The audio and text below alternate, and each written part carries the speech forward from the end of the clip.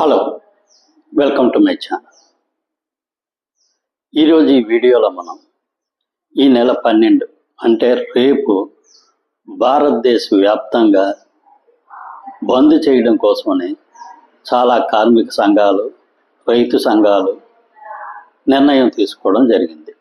అసలు ఈ బంద్ దేనికి జరుగుతుంది, దీని పూర్వాపరాలు ఏమిటనేది మనం ఈ వీడియోలో తెలుసుకుందాం. ముందుగా ఈ ఛానల్ సబ్స్క్రైబ్ చేసుకోకపోతే ప్లీజ్ ఈ ఛానల్ సబ్స్క్రైబ్ చేసుకోండి. ఈ ఛానల్ అభివృద్ధికి మీ వంతు సహకారం అందిస్తారని ఆశిస్తున్నాం.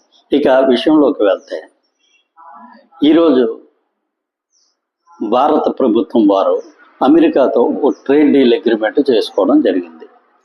ఈ ట్రేడ్ డీల్ అగ్రిమెంట్ వల్ల భారతదేశంలో ఉన్న రైతాంగానికి చాలా తీవ్రంగా నష్టం జరిగే అవకాశం ఉందని చెప్పి ఈ రైతు సంఘాలు, అదేవిధంగా ప్రతిపక్షాలు కూడా చాలా భారీ ఎత్తున విమర్శలు చేస్తూ ఉన్నాయి. ఇక్కడ ఈ ట్రేడ్ డీల్ అగ్రిమెంట్ వలన కొన్ని వ్యవసాయ ఉత్పత్తులకి చాలా వరకు సుంకాలు అనేవి తగ్గించుకోవాల్సిన అవసరం ఉంటుంది.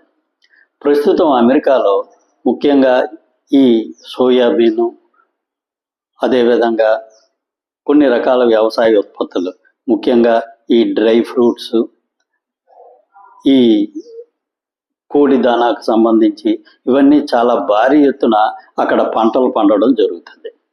ఈ నూనె గింజల ఉత్పత్తి కూడా చాలా ఎక్కువగా జరుగుతుంది.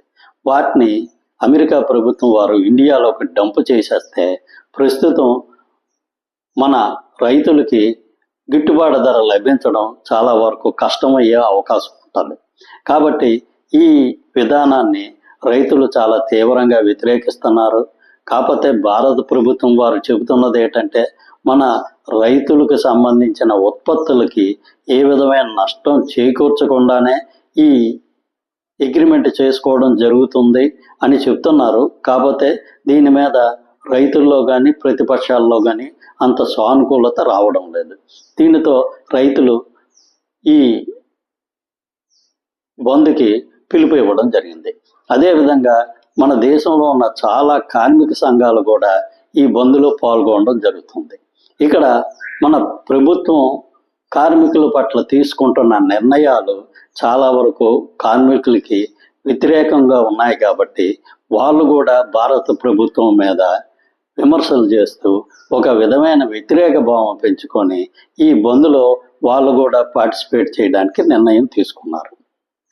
ఇక్కడ చాలా వరకు భారత ప్రభుత్వం ఈ మధ్యనే కొత్తగా కార్మిక చట్టాన్ని తీసుకురావడం జరిగింది.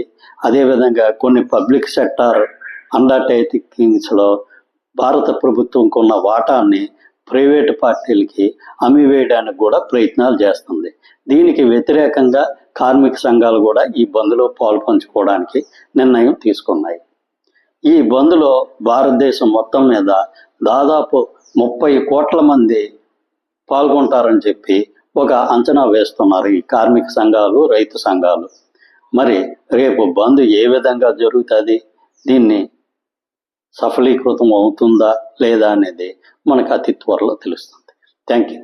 ఈ వీడియో నచ్చినట్లయితే ఈ ఛానల్ సబ్స్క్రైబ్ చేసుకోండి. Thank you very much.